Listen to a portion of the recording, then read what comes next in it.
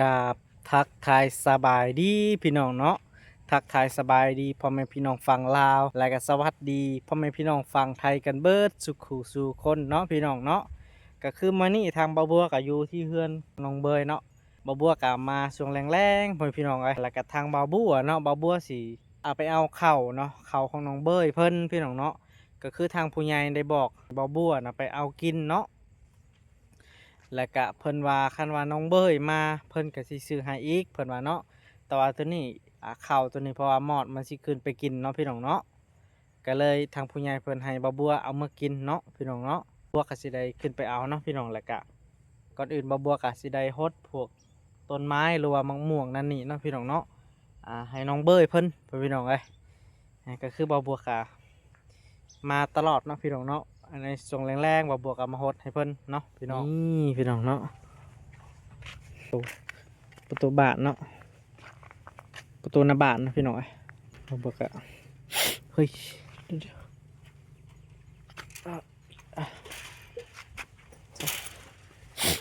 เอากระเจี๊ยบรถก่อนพี่น้อง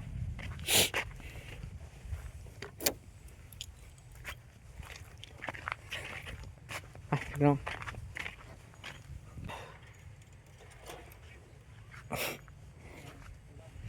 เพิ่นบ่อยู่แต่ว่าบ่บวกอะได้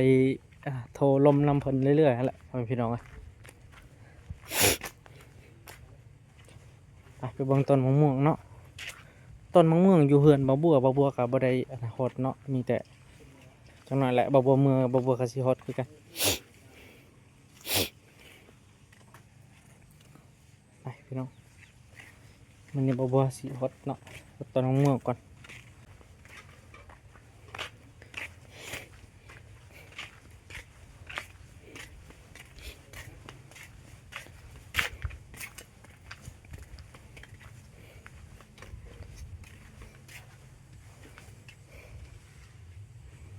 ใช่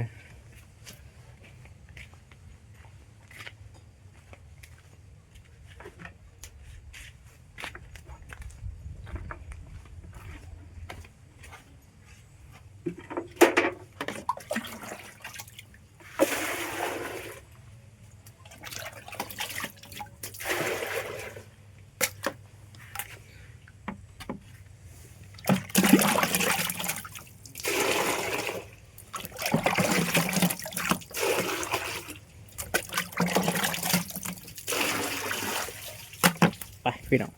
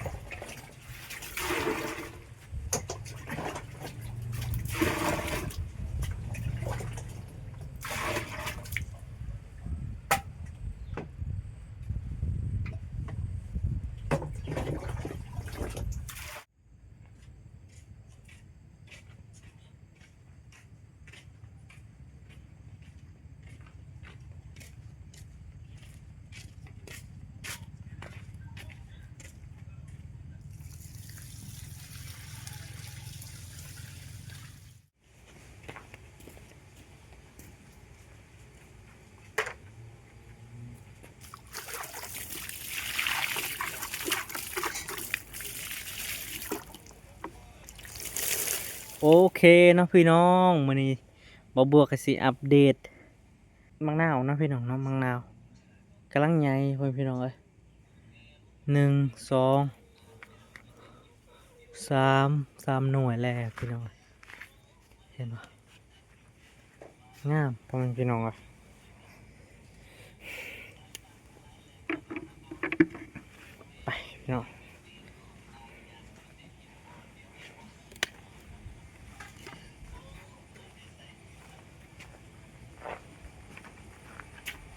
มื้อนี้บ่าวบัวกะมาฮดต้นไม้ให้น้องเบยพี่น้องเอ้ยแล้วก็มาเปิดน้ำไว้เนาะพี่น้อง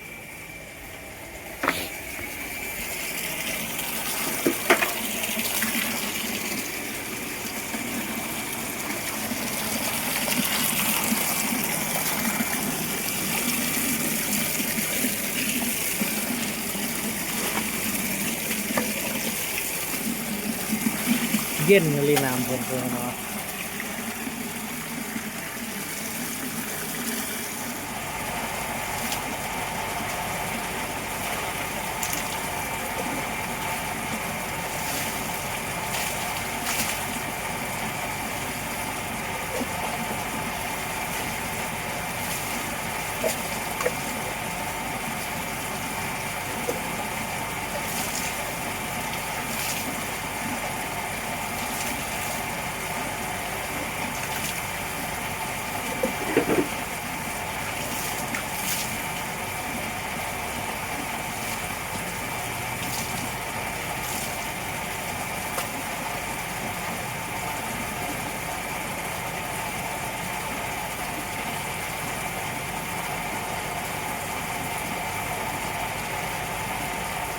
ก็โอ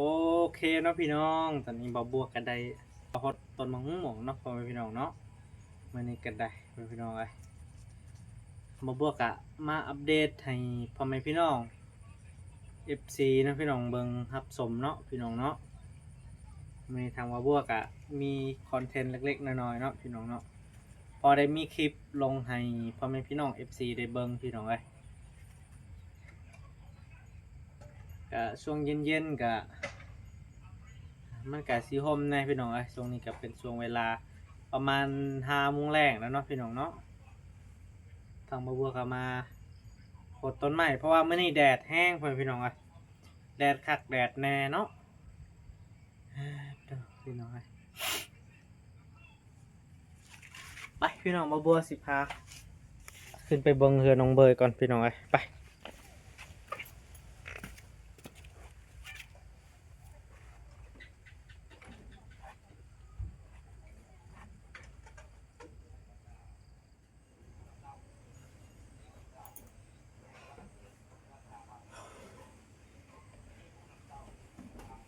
โอเคเนาะพี่น้องตอนนี้ก็เข้ามาฮอดทางเรือน้องเบยเรียบร้อยเนาะพี่น้องนี่เพื่อนก็สะอาดพี่น้องเอ้ยเดี๋ยวบัวสิมาเบิ่งก่อนเนาะพี่น้องเนาะเขามันขี้หมอดเต็มแล้วมั้งบัดนี้พี่น้องเดี๋ยวบัวสิเอามากินพี่น้องเอ้ยน่ะมาแล้วขี้หมอดเต็ม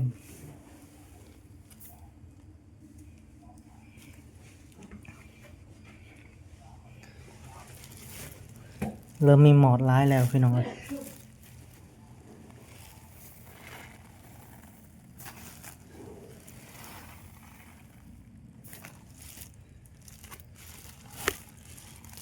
มันปบเลยเห็นบอลนี่นี่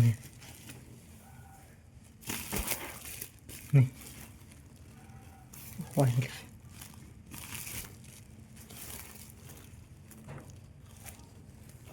เห็นมาเนี่ย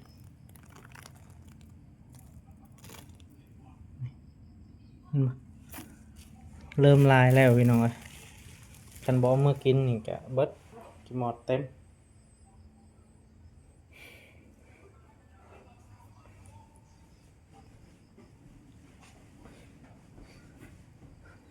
ดอกไฟเพิ่นก็มีพี่น้องนี่ดอกไฟ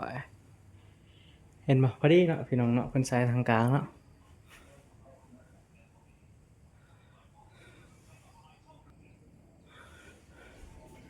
นี่ก็ปลั๊กไฟพี่น้องเลยสิพี่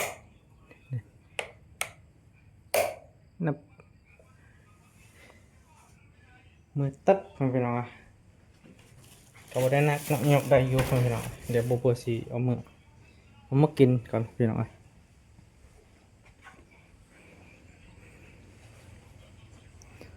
บรรยากาศเทืองน้องเบยก็ดีเนาะพี่น้อง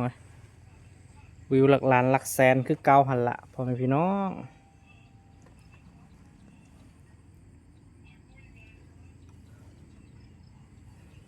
เรือนกระสองสะอาดดีพี่น้องเลย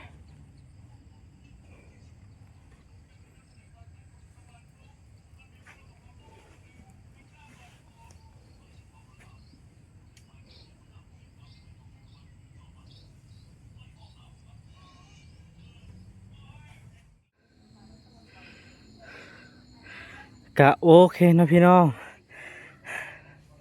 บ่บัวกะได้ยกกระสอบเขานะพี่น้องเนาะเพราะว่าเฮากะเห็น FC หรือว่าทางผู้ใหญ่เพิ่นได้บอกว่าบัวว่าให้บ่บัวเอามากินเนาะยันหมอดมันขึ้นเนาะหมอดมันขึ้นเต็มเลยพี่น้องเลยหมอดเต็มเลยพี่น้องก็เลยบ่บัวเสียวเมื่อกินก่อนเนาะบ่บัวก็ได้ทาไม่อายเพิ่นแล้วเพิ่นว่าบ่มีไผกินพี่น้องเนาะบ่บัวก็เลยเสียวเมื่อเนาะแล้วก็ทางผู้ใหญ่บ่บัวเนาะเพิ่นว่าสิให้บ่บัวเอามื่อกินหลังจากน้องเบยมาเพิ่นก็สิซื้ออีกเพิ่นว่าเนาะพี่น้องเนาะจังไดก็ขอขอบคุณหลายๆเด้อเนาะขอบคุณผู้ใหญ่ใจดีคือกันนั่นแหละพี่น้องนี่พี่น้องบ่บัวก็ได้สิได้เอามื่อแล้วพี่น้องเอ้ยโอ้หม้อเต็มเลยพี่น้องเอ้ย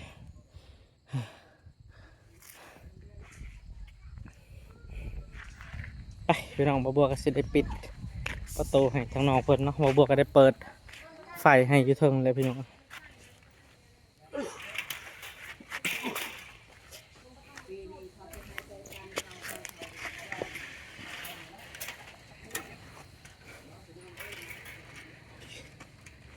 อาเซตอาเซตเซตอาเซตนะ